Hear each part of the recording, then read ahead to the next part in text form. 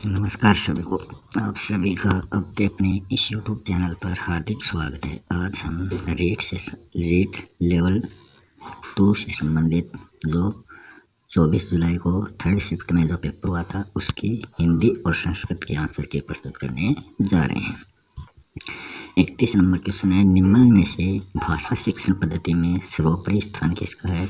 तो यहाँ जो दिए गए ऑप्शन है उसमें ग्रीन बोर्ड का सर्वोपरि स्थान माना जाता है। दूसरा क्वेश्चन है, निम्न में से एक विशेष प्रकार का भाषा शिक्षण साधन है जिसका वर्तमान में विद्यालय शिक्षण में सर्वाधिक प्रयोग करने हेतु बल दिया जा रहा है। तो वो है ओवरहेड प्रोजेक्टर OHP। भाषा शिक्षण के द्वारा विद्यार्थियों में भाषाई ज्ञान एवं कौशल तथा उनकी रुचियों एवं अभिव्यक्तियों में कितना विकास हुआ है इसकी सापेक्ष जानकारी प्राप्त करने हेतु कौन से 2 कार्य करने होते हैं? वो है मापन और मापन द्वारा प्राप्त मापों की व्याख्या। ऑप्शन डी राइट है। भाषा शिक्षण के क्षेत्र में मापन की सर्वाधिक प्रयोग में ली जाने वाली विधि का नाम कौन सा है? तो मापन की सर्वाधिक प्रयोग में परीक्षा विधि काम में ली जाती है।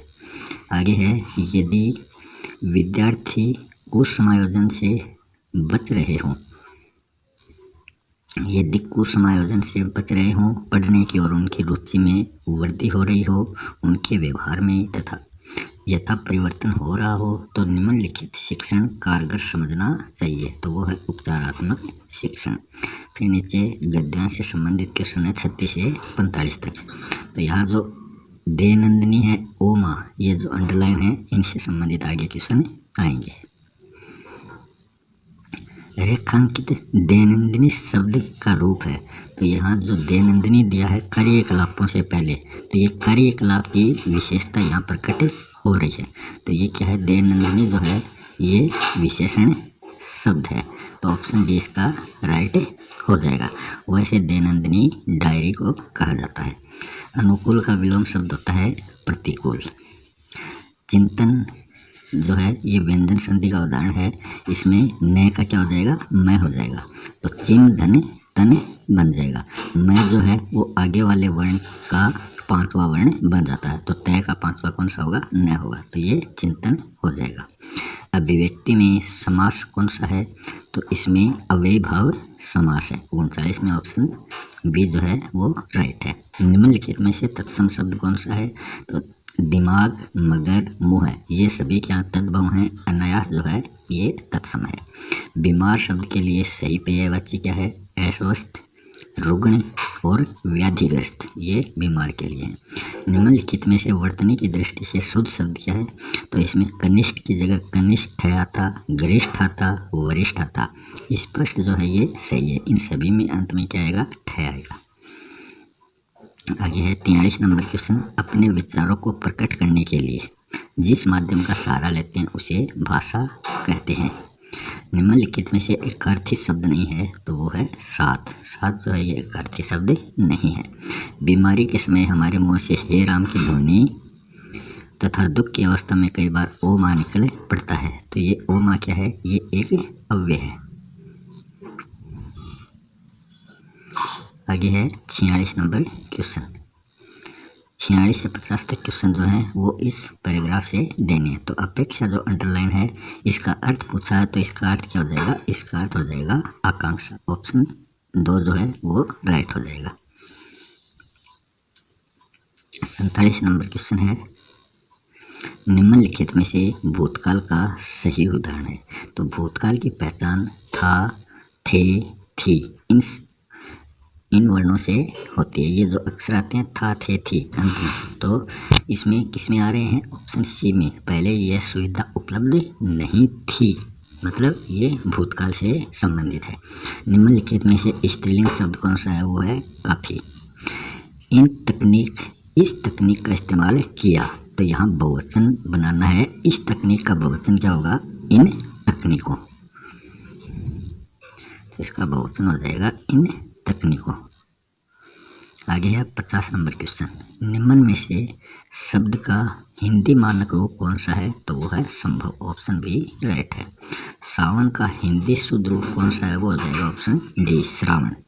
तुम दौड़कर चलते हो। तो यहाँ तुम जो है ये संज्ञा के स्थान पर प्रयुक्त हुआ है। तो यहाँ किसी का नाम होता तो संज्ञा हो जाता, तुम आया है तो संज्ञा के स्थान पर जो शब्द आते हैं वो क्या कहलाते हैं, सर्वनाम कहलाते हैं। तो ऑप्शन डी इसका राइट हो जाएगा। 53 नंबर क्वेश्चन है, ठीक न्याय करना अर्थ प्रकट करने वाला मुहावरा कौन सा है, दूध का दूध पानी का पानी करना। ऑप्शन बी राइट है।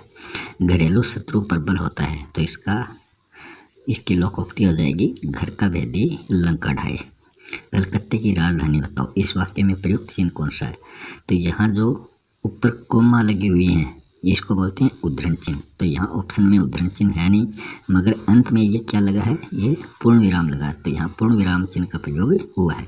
इस वाक्य में दो चिन्ह आए हैं, एक तो है उद्धरण चिन्ह और दूसरा है पूर्ण विराम चिन्ह। आगे क्वेश्चन है 56 नंबर, निम्न में से मातृभाषा राष्ट्रीय जागरण और सांस्कृतिक पुनरुत्थान को जिस शिक्षण विधि में बल मिला है वो कौन सी है। तो वो है बेसिक शिक्षा। प्राथमिक स्तर के पश्चात पद्य और कविताओं का चयन करते समय ध्यान रखना चाहिए कविता की भाषा जो है वो कक्षा के स्तर के अनुकूल हो। 58 नंबर क्वेश्चन है, विद्यार्थी सही ढंग से लिखें और उसके लेखन कौशल में निरंतर विकास हेतु क्या आवश्यक है। अध्यापक विद्यार्थी लिपि, शब्द और वाक्य रचना की अशुद्धियों को दूर करते रहें। 62 नंबर क्वेश्चन है, विद्यार्थी में पठन कौशल विकसित करने हेतु उचित उपाय क्या है। वह पुस्तकालय में संदर्भित पुस्तक लेने, पढ़ने और अधिगम आवश्यक सामग्री खोज का अवसर दिया जाए। अंतिम क्वेश्चन है हिंदी भाषा का, निम्नलिखित में से मातृभाषा हिंदी शिक्षण की समस्या क्या है। वो है देवनागरी लिपि की अमनोवैज्ञानिकता। आगे क्वेश्चन है संस्कृत भाषा के। तो 61 नंबर क्वेश्चन है, कस्मिन् अपि कक्षा कक्षे कस्य प्रथमा अनिवार्यतया भवेत्। तो वो है श्यामपटस्य। 62 नंबर क्वेश्चन है,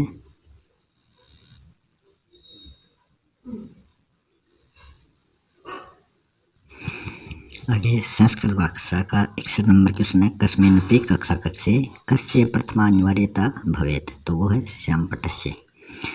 62 नंबर क्वेश्चन है, छात्राणां ज्ञानस्य स्तर बुद्धिकौशलम कार्यशक्तिश्च कथम निश्चयते। तो इसका राइट ऑप्शन हो जाएगा ऑप्शन नंबर डी, पाठ्य पुस्तकेन।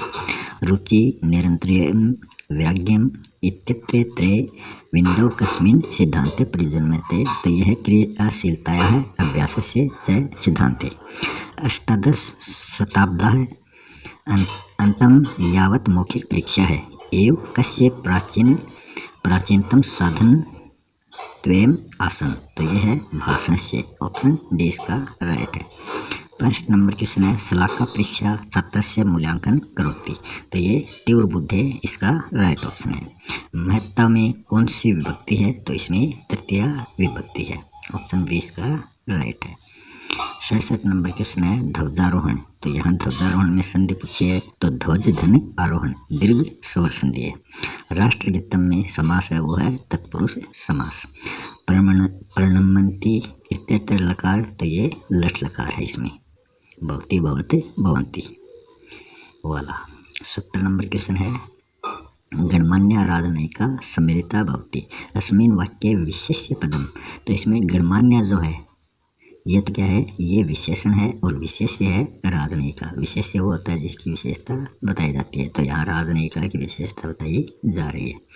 आगे 71 नंबर क्वेश्चन है, अत्रैव इत्यत्र कह संधि। तो यहाँ डबल मात्रा होने के कारण वर्धी स्वर संधि है।